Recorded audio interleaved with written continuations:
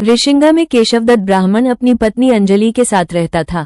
केशवदत्त के घर में धन संपत्ति की कोई कमी नहीं थी।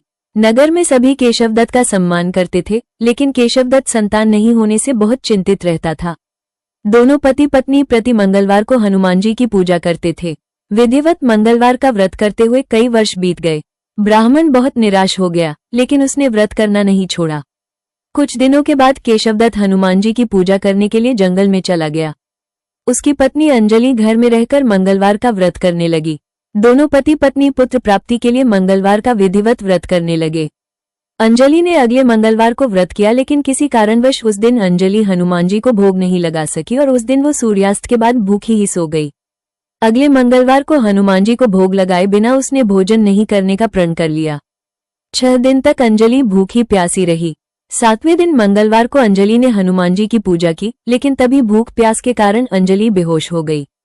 हनुमान जी ने उसे स्वप्न में दर्शन देते हुए कहा, उठो पुत्री, मैं तुम्हारी पूजा पाठ से बहुत प्रसन्न हूँ। तुम्हें सुंदर और सुयोग्य पुत्र होने का वर देता हूँ। ये कहकर हनुमान जी अंतर्धान हो गए। तत्काल अंजलि ने उठकर हनुमान जी को भोग लगाया और स्वयं भोजन किया।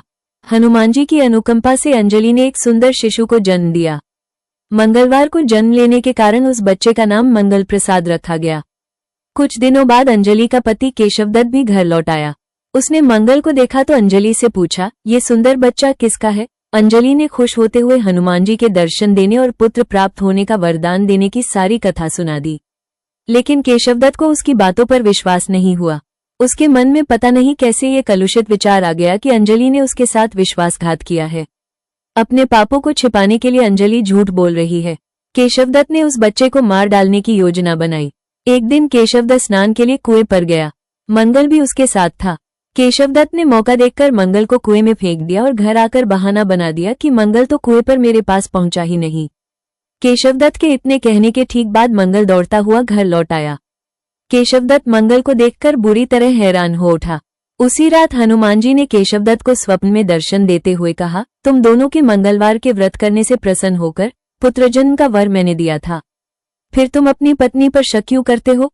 उसी समय केशवदत्त ने अंजलि को जगाकर उससे क्षमा मांगते हुए स्वप्न में हनुमान जी के दर्शन देने की सारी कहानी सुनाई। केशवदत्त ने अपने बेटे को हृदय से लगाकर बहुत प्यार किया। उस दिन के बाद सभी आनंदपूर्वक रहने लगे। मंगलवार का विधिवत व्रत करने से केशवदत्त और उनके सभी कष्ट दूर हो गए। इस तरह जो स्त्री पुरुष विधिवत मंगलवार का व्रत करके व्रत कथा सुनते हैं, हनुमान जी उनके सभी कष्ट दूर करके घर में धन संपत्ति का भंडार भर देते हैं। शरीर के सभी रक्त विकार के रोग भी नष्ट हो जाते हैं।